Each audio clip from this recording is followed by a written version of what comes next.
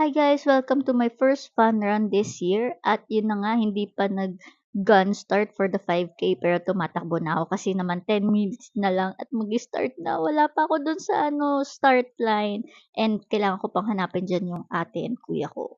As you can see, napakadaming tao. Tapos ang gulo na sa part na yun kasi hindi mo alam kung sino na yung tapos sa hindi or next or whatever.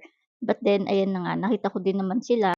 And siyempre start na pero sa sobrang dami namin, ayan nakita niyo, naglalakad lang muna kami papunta dun sa pinaka-starting point.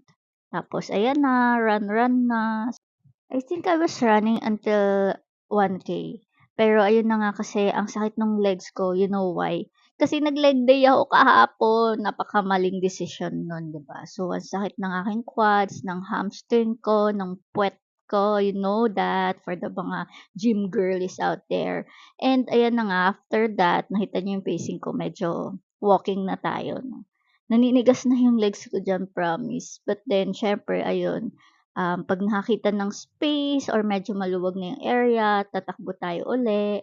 And then may portion kasi na sobrang daming tao, so magwa-walk tayo. Yun na yung pinakapahinga natin sa run.